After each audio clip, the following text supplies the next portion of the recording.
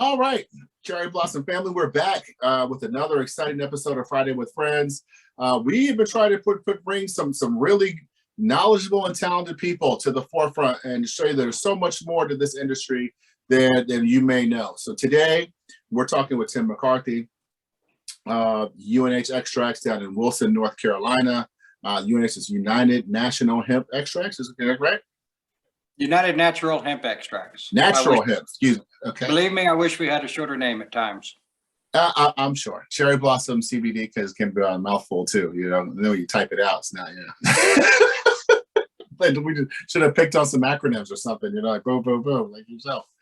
So, Tim, we've talked a couple times. We've had some really, I don't know if you remember all of our conversations, but I will speak for Larry and myself. And we had talked once. We were all on speaker, and you are a very intelligent guy. You have a really unique perspective on this industry, which is one of the main reasons I wanted to get you on here and just share some of your knowledge and insight on the hemp industry, extraction, and specifically with the world.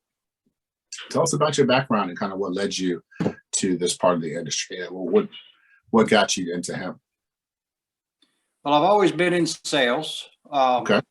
During college, after college, it's just been most of my career. So I understand a lot of triggers of what helps people want to buy.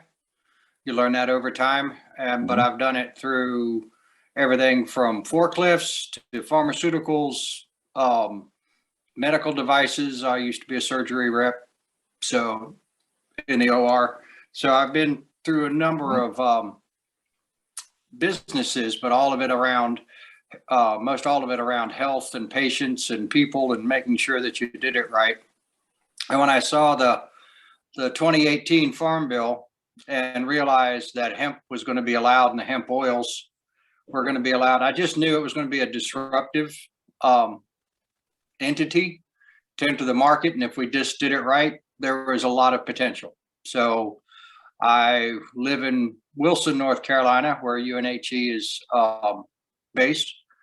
And I knew some people that were in the agricultural business and knew that they might want to get into it as a distributor. So I approached one of the owners and we talked and we tried to get an understanding of where maybe I could help them and they could help me be a part of it. And it was my pharmaceutical background that basically was the majority of what they liked. I could understand a lot of the directions where it was going to be. And I'll use a Wayne Gretzky analogy. Wayne Gretzky, great skater in hockey. And he was always there when the puck was there. And no one could understand it because he wasn't the fastest. He was not the strongest, but he was always there. And he always said, I skate to where the puck is going to be, not where the puck is. And so for us, it's now that we're into it, starting on our third year, it's pretty much we are here at where the puck was going to be all along. And the puck was going to be, if this is going to be successful, which 2 years ago we weren't sure, but we hoped it would. We always knew that if it was successful, it would be regulated. If it was successful, it would have to be fit for human consumption and provable as such. So that has a lot of rules and regulations, and not always were they there, but we always acted as if they were there because it was always going to be easier to be set up from the beginning, all regulated out, having all our ducks in a row, tracking and tracing every last little bit of data from soil analysis to plant GPS coordinates, making sure that you knew where it came from, what was in it, what wasn't in it. All of that had to be done all the way through from the beginning. So since 2019, we've been doing that, making sure that it's fit for human consumption and we can prove it. So that's helped. That's not cheap, but that people are able to come to us and know that when they don't have to worry about their reputation because of the products and the pieces behind it. And that's what I said to them before we even shook hands. That's how they like to do business. And so here we are into the third year, and it's beginning to pay off because we're picking up people that they can't take the reputation hit, because brand is everything. No doubt. We'll talk about that. But if you can't keep up the quality of your brand, you've lost a lot of the work you've put into it. That's the truth. Well, UNH offers 3 core products: CBD oil, distillate, and water-soluble powders. Can you tell us about those and differentiate those for the audience and just tell us about how your customers and consumers are using them? Sure. So the plants, we obviously only use the flower part of the plant, what they call the aerial flower, the stuff that's in the air, basically. And we don't use stems or stalks or leaves. It all just comes from the flowers. And there is high concentrations of oils. In the oils is everything from terpenes and cannabinoids, of course. There's other flavonoids, many different things that are actually in the plant. Some are used to deter bugs from eating it or animals from eating it. Terpene profile on the bottom of the plant will be slightly different than at the top of the plant for that reason. Grazers at the bottom, other insects at the top. And so the combination of all of these things are what we try to get out of the plant, but leave behind a lot of the stuff like chlorophylls and some of the other byproducts of a plant that you don't want to have in you or your especially taste, because it doesn't always have a great flavor. Just like if you took grass from your yard and squeezed it and put it into some water, it's not going to taste very good. Probably so right. We're in the market of consumer packaged goods. So we make oils. Oils are going to go into everything from creams and lotions to tinctures, other products for consumption, so that people can get the effects of it. So we take our flowers, we fully dry them down to 11% or less. Our farmers do, and we bring it in, we inspect it, we make sure that there's no pesticides, heavy metals, other mycotoxins from mold or anything that are in it. And then we accept it from the farmers. After the testing is complete, we put it into very cold ethanol. We use 200 proof ethanol, which is expensive, but we can infinitely reuse it, reclaim it. But the alcohol actually rinses off the oils from the plant. And with that, we have a dark, what they call crude, because it does look like a crude that you're familiar with. With that, we have crude profiles that we keep up with what terpenes are in it, because those make a difference from a effects standpoint for how it may affect you. Does it wake you up? Does it calm you down? Does it help you breathe better, like alpha pinene? Things like that. We keep up the crudes, but we also have distillates. Distillates is distilled oil, just like you would have any other process. Then we distill it with very special equipment, and we make it to where it's a golden color. So most of the chlorophylls and waxes that are naturally in the plant, those are all removed. And we have a nice clear oil of cannabinoids, and we save the terpenes on the side in the process. And so we have very pure products that have great cannabinoid content, and they don't have a lot of the other side products. We can take those, if you like, and leave them as an oil, or we can turn them into powders so people can mix them into different things, whether it be water soluble products or into capsules, et cetera, for blending with other things. And that's where we try to make sure that we have the best that you can get on that. So these 3 products can reach a wide range of consumers. Like, so say your crude oil could go to, like you said, people who are making consumable products, at least that's what's allowed to this point, whether it be topicals, sublinguals, it could be edibles. Your distillate's probably going to go to like your vapable cartridge makers, but also people who want like a more a cleaner, refined taste than what you're going to get, say, in the crude oil. Right. So a lot of our crudes, because they have a stronger flavor, they might not go into a tincture, although some companies do that. They pay a little bit more attention to the terpene mix. So like we have one crude that has a high amount of a substance called beta-caryophyllene.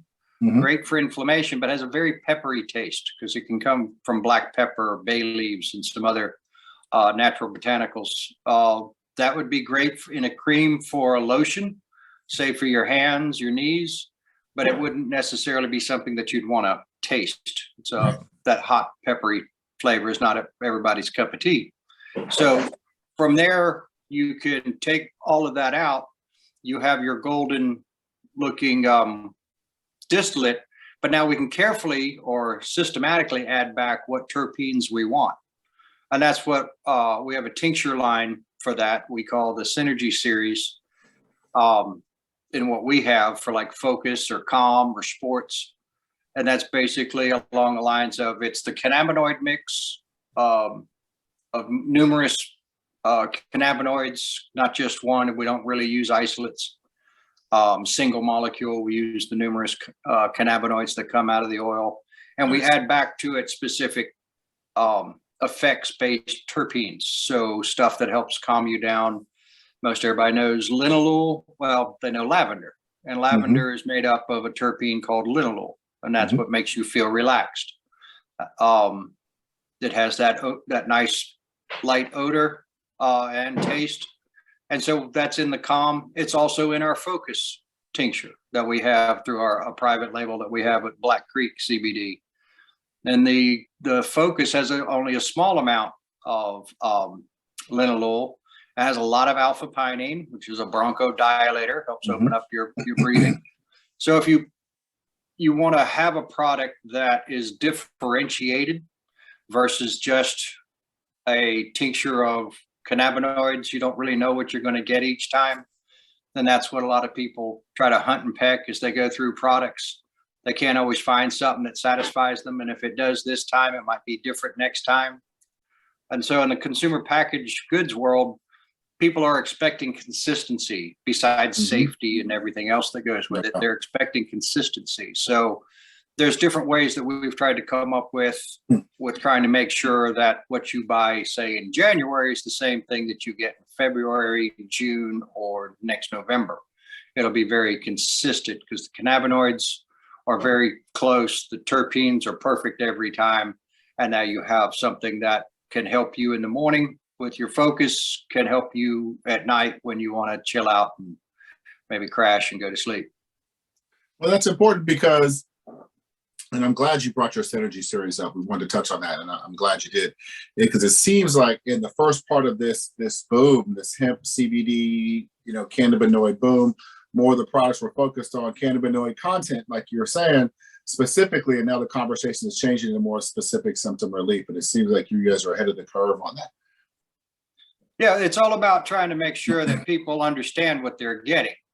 And they probably have heard of the expression, the Entourage Effect. And the Entourage Effect is meaning the sum of the parts are less than the whole thing put together. So if you have them all individually, it's one effect. And if you have it all together, it's actually more than that sum. And so when you combine cannabinoids, terpenes, as well as you could combine cannabinoids with other botanicals that have a similar effect that you're going after. Like, for example, a lot of people have turmeric in mind these days. It's one of the #1 selling supplements in the country. And people would take turmeric for inflammation, for occasional inflammation, whichever reasons they have. And so you could actually take your cannabinoids, you can combine it with other botanicals, terpenes, and you get a more combined effect that's better than just trying to have them all individually.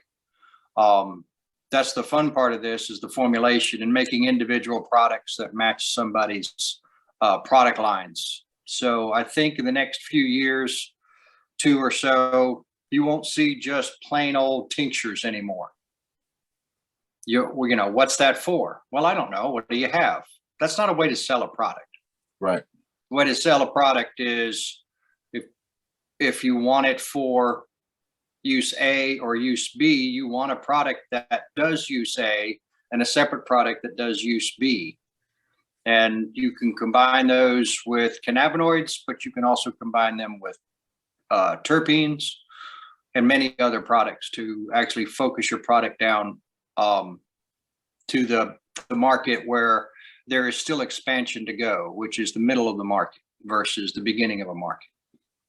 It's fun. I'm glad you brought up terpenes, because we ourselves, Cherry Blossom, we did a series earlier, last year. I keep thinking it's 2021, but last year we called Talking Terpenes, and we kind of went down about 20 terpenes, featured one a week. And you brought some of those up just in our conversation. You're very versed in this, and you were probably one of the first people that I had some really extensive conversation about terpenes.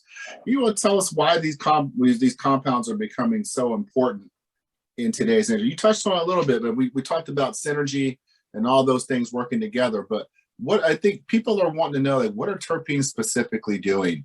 You know, and I want to touch on that most people think the terpenes are just coming from cannabis, but as you see, like almost every plant has a form of terpene, you know, that identifies itself as that plant. And you're saying, we're using those different terpenes, not just in vape cartridges to make vape cartridges taste like strawberry, but other things as well. You want to touch on that a little bit? Yeah, so terpenes are found in all plants. Almost every plant available has its own set of terpenes. There are approximately 200 or so terpenes found in the hemp plant. Not all of them in one plant, but throughout the plants that you'll raise, you'll find the different terpenes. There's about a top 10 that are very common between most of the hemp plants that grow. So you'll get beta caryophyllene, you'll get myrcene, you'll get linalool, you'll get terpinolene, limonene. So limonene is also found in citrus, citrus peels. You'll, as I said, with linalool, you find that in lavender, beta caryophyllene, pepper, black pepper. And all those things are naturally occurring for different reasons within the hemp plant. Well, if you were to go on to a website called pubmed.org or .gov, excuse me, it's an NIH website. Everybody can crash the website and go look at it all at once, but I doubt it. But it's where the government puts together research of all types. And you can go in there and you could search for anything. You could search for CBD. You could search for terpene. And if you just put in the terpene, just not plural, but just terpene, and you hit enter, you'll see thousands of actual real research being done with just terpenes. That doesn't mean it comes from cannabis. Some of it is. A lot of it is just terpenes because there's medicinal qualities that they're finding in terpenes. And so people are starting to use that, whether it be for true medical conditions or effects or relief of other conditions that are in the body that they want. And they're discovering what those are. So imagine for cannabinoids, they enter the body, and CBD is known to affect the body more. For those who know about THC, that affects the brain and is psychotropic. CBD is psychoactive. If it calms you down, it's psychoactive, but it's not psychotropic. It doesn't give you that high. But if you know that it's going to get in your body, where it goes can be influenced by those terpenes. To how much degree, how long does it stay in the receptors where it goes to help balance out the system of the regulatory system that the endocannabinoid system is, the ECS. That was discovered basically back in 1988. Not even studied that much through the 90s, but some. But it's always because it was associated with marijuana and that was illegal. Everybody's left it alone. So the science on this is still just getting discovered, fine-tuned. They're finding out more cannabinoids and what they can do for people in medicine with these trials. But combining all of it together is where you actually get the entourage effect, the compounding effect of the whole thing together equals more than just the parts. No doubt. And if you do it carefully, you can actually create products that do meet a specific need, but you do need to be careful. You can't do it willy-nilly. You can't hope that a plant is grown perfectly every time. These plants are different. We have had what they call mothers. A lot of the for consistency of the plant, you actually work with clones, and so there are mothers of those clones. And we worked with one company that sold quite a lot of clones to a lot of the farmers, the 40 plus farmers that we work with. And so I know some of these exact same clones were grown in different counties. Say it's cherry wine or Bayeux, two of our common varieties that we have worked with. They have very different terpene profiles, and they're from the same exact clone. But they're grown in one county, 50 miles away. They're grown in another county, and they're very different. Well, and so their cannabinoid content. You and I both being from North Carolina, you can understand from a food consumer standpoint how one farmer 5 miles up the road could grow the exact same crop, even from the same seed pool as this farmer, and they turn out totally different. Or like someone who grows wine, a lot of this has to do with the soil and the sun as well. You know, those things factor in how a plant turns out. Right. So it matters the soil, the sun, the water, what's grown near it seems to affect. You know, was there cotton? Was there corn? Are there a lot of pine trees in the area? All of those seem to affect its mix of things that it makes, especially in the terpene count. So if from the same clone you get different amounts, you have to realize that if you're going to make enough of something for a consumer packaged good stuff sitting on a shelf market, how are you going to get your consistency? It's going to be different every time in 1 year, let alone from year to year. And that's why we get it down to a distillate. The distillates are very consistent. And then we add back products to it that we also have a very good handle on each particular mix every time. And so you get the consistency out of it. Like this is our line, our CBD from Black Creek. It's a tincture. It's his focus.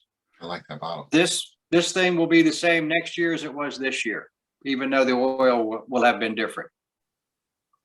And that's because you can take, say one plant may be superior, other ones may be somewhat inferior as far as there may be like their cannabinoid content post extraction, and you just kind of make sure that you have the right ratios and blending to make sure that the edge bottle comes out the same. Correct. You know, it's funny you touched on a couple of things, because a lot of people, and I'm sure you heard this too, over the last couple of years, consumers who've tried different CBD products and it doesn't work for me. And that could be because it was isolate based, because you weren't getting any sort of entourage. That could be because maybe you were looking for certain effects and you weren't getting those from whatever plants was made to produce that oil that was put in that bottle. But I think you without necessarily targeting that particular question, like you sort of answered a lot of those things for people just in the last few minutes, and give us some understanding of why maybe their products did not work. Well, one of the other things is a lot of people who tried it, especially when it was first coming out, they were trying it and expecting a certain effect. They didn't quite know what they were going to expect. Sure. Because most of us didn't. It's the cousin to marijuana. Maybe they were expecting some kind of crossover effect. But I've used this, and I think I've shared this with you before. If I just said, here's 2 aspirin or ibuprofen or Tylenol or whatever, take 2, and an hour later we talk. If you didn't have a headache, if you didn't have a body ache of any kind, a muscle sprain or strain to fix, would you know you even took the aspirin or whatever? Probably not. So unless you're taking it for a particular purpose, a use, a function, you don't actually know you've taken anything. That's one thing that hemp, without having that much THC, if any, depending on what you're taking, people are still associating hemp with what marijuana is, and it's supposed to affect you in some way, and they're looking for it and they're not getting it. And that's what a lot of people are saying. I took it, it didn't do anything. So it was either hemp oil from seed oil, and they were being sold something that actually didn't have any cannabinoids, or they were taking it not knowing what to expect and didn't feel anything dramatic and just felt like it didn't do anything for them, which is why I think the future for us in the industry, we create wholesale products that help people craft theirs individually. And I know a lot of people ask, well, do you do white label? We don't do white label, but we do help people do private label. We will help them craft their own so that when they go to market, they have something that is unique. It matches up to the products they're trying to make. And because that was our base for the wholesale business, is creating products that are not just generic, but actually useful towards a particular direction. And then they could make products that do that, because that's what the market is expecting now. They're not just going to try it just to try it. They want to try it for a particular reason, and they want to understand that. And as long as we as an industry stay away from FDA code names, we can do this successfully without getting shut down. Because if we haven't proven it to the FDA is not going to let us use certain designated words that are in their purview. I'll give you the example of anxiety. We can't say it's for anti-anxiety. And there are people who do. I don't suggest it. It's a flag waiting to be found by the FDA. But that's why we call it calm. We don't refer to it in any way for that, but calm is not an FDA indication. You're absolutely right. Well, we've got time for a couple more questions. One being, like, a lot of extraction companies have launched in the last 5 years, and post-pandemic, a lot of them are closing their doors. Your company seems to have found its groove in this industry. What is the key? Like, what are you guys doing right that maybe some other companies are not? You know. Thank you for asking, because that's it's been an expensive path here, and a lot of people could go through the path. I don't mean to laugh. I'm laughing with you, actually. So yes, I can understand. Hey, it's not cheap to do it right. It's not. So you can either try to cut corners, make it cheap, and sell it cheap.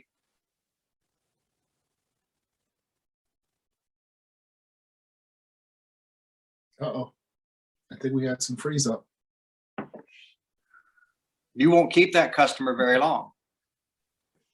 If you try to make sure that you have a better quality product that they don't have to worry about from batch to batch. So I've got one wholesale buyer, and two things that really bothered them about their former people they were buying from. One is that it had a smell to it that they wasn't terrible, but it was like, should this be here? So that was one flag for them. And the other part was to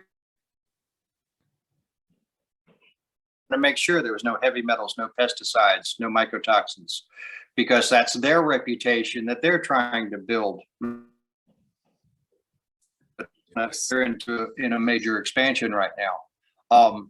So they can't risk a reputation hit because somebody's saying, this doesn't smell right, I don't like it. Right. Or they're saying, this kind of made me feel weird. Or God forbid they go out and get it tested and get flagged on, hey, there's pesticides in this. Somebody puts that on a post somewhere, they could lose a lot of customers. No doubt. So when we first started with them, the first batch that we sent to them, the first order we sent to them, they tested it. The second one came out with the same test. The third time they came out with the third test, and it was all the same. We give them the same batch every time, and now we're a trusted vendor, and they don't have to do that. They're saving money, they save time. The product tastes much better. There are no weird smells with it. So we use pure ethanol. There's nothing else in it but alcohol. Other people cut corners because we have to pay extra tax on that because it's ABC tax. Right. Wow. On ethanol. That's interesting. Left over either that are in other alcohols that are used.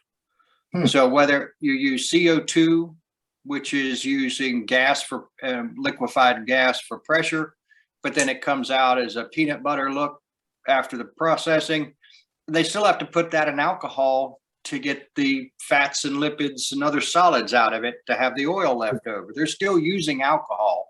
They're still using products that may or may not have extra stuff in it.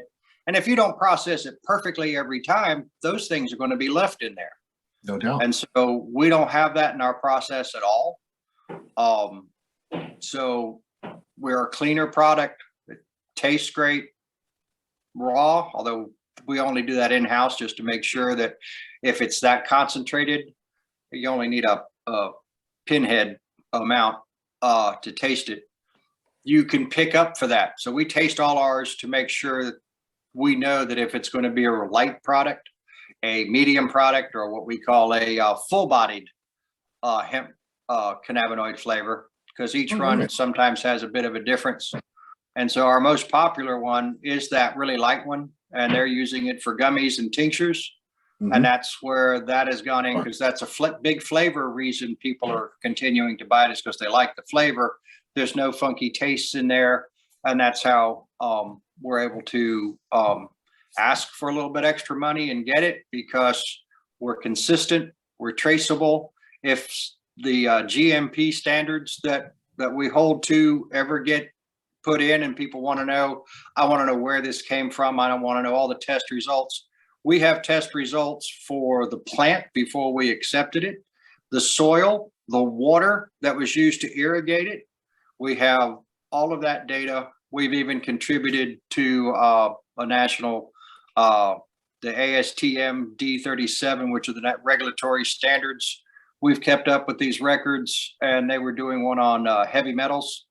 And we were the only processor to contribute data to that database. And we presented that earlier, or about a year, last summer, so that we can actually show that at least for cold ethanol extracted this way, some of the heavy metals that may have been in the plant do not come out into our oils. And given the state of the industry, they're worried about things for vapes, are people smoking heavy metals. All of those things are in there where we can actually prove that, at least through our method, the slightly high for the plant, Robert told us that it wouldn't pass in California standards by plant, but our oils would. So we can actually prove that. We've actually submitted that data before governmental standards committees. And so that's how we're trying to give back to the industry, to let people know that you can do this right. And this is the only way that we started doing it. And that was our data from 2019. So if we didn't have that at the beginning, we couldn't have presented it even last year. Dude, man, congratulations. That is that's impressive, really, that you guys are, from the beginning, have gone to the lengths of trying to make sure that you're representing yourself, the industry, and your products in the right way. I got to commend you for that. Thank you. But that's how you stay around, because that's got value to it to somebody. It does. It does. You're keeping your people safe. You're keeping your customers safe. And if we're all going to get regulated, which we are, there's all the times, whether you see Dr. Phil or whatever his name is in other TV shows, they randomly go up and take products off shelves and test them. And they put them out on reports to TV, magazines, and news reports. They do.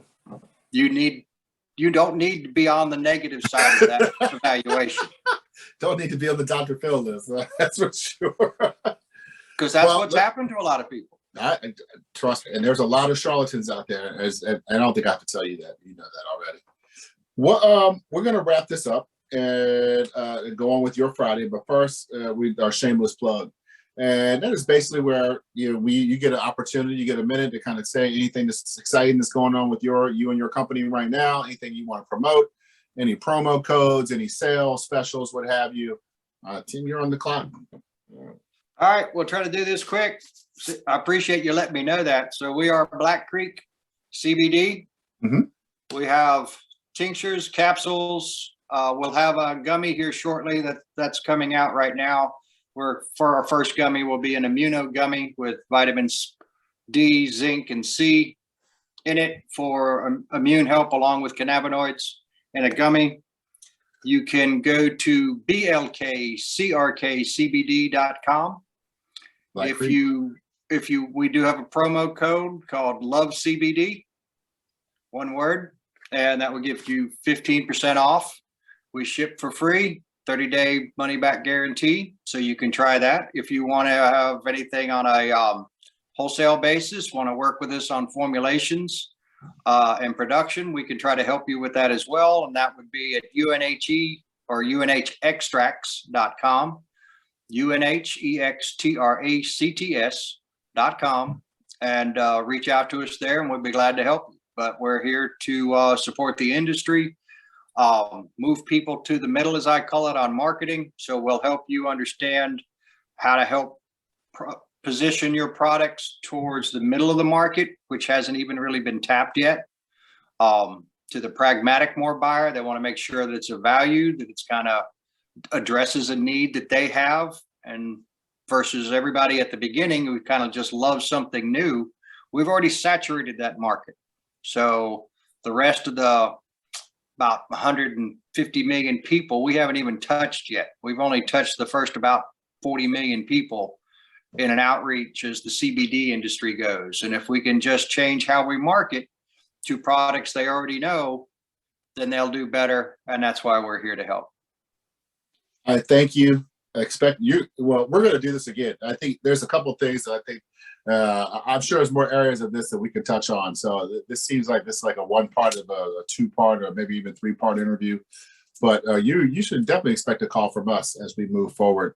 You know, we're focused more on vapable, extractable, and dabbable extracts as we move forward. I know you don't necessarily make dabbable extracts, but we're going to be looking for some distillate-based products, definitely moving forward. So you guys are doing things right. You're keeping your customers safe. You're keeping your retailers and resellers safe and from litigation and bad press. And, you know, the power of Twitter. So you guys are doing things right now, and I'm glad that we had a chance to get you on the show and spotlight the good thing that you're doing. And, you know, from a personal standpoint, I happen to be from North Carolina. You know, and maybe I'm biased, but I like to promote Carolina businesses. I do, you know, even though this is a DMV company, I think that Carolina is one of those states that is, I don't know if it's totally being overlooked, but it's not being promoted in the same way as like California, Colorado, Kentucky, as far as being a premier destination for top quality hemp and hemp concentrates, hemp extracts, hemp products. And they have a really, really booming industry going on in North Carolina. So what you want to say? Thank you. We have great farmers. We have great soil, great climate for hemp. So whether it's in the mountains or all the way to the coast, we have a great starting base. And then we make sure that we try to shepherd it forward and make sure that it's processed and clean, and the important part is it's traceable, so everybody can feel comfortable all the way along, whether you're a consumer or a regulator. Maybe when I get down there, I'll give one of these weeks this year. I'll give you a heads up, maybe a couple weeks heads up, and maybe we can get out there and do a second parter in the field, maybe with some of the farmers or something like that. We can do that. We can also be pretty cool. We'll give you a tour of the lab. We'll show you fantastic the HVAC system that keeps everything clean, the process, or you'll meet our PhD chemist, Joseph, that helps keep everything just right. He has a great background, and everything that we do, we try to make sure is done so we get to stay in business as well. That's right. That's right. That is the key. Not just to get in business, but to stay in business, right? Yeah. Takes a lot. Takes a whole picture. It takes a lot, and you guys seem to have a pretty big and talented team over there. So I'm gonna let you get on with your Friday. I thank you for your time today. I thank you for educating me and our audience, and I expect us to hear from us soon. You'll get a copy of this, and we're definitely going to do this again. All right.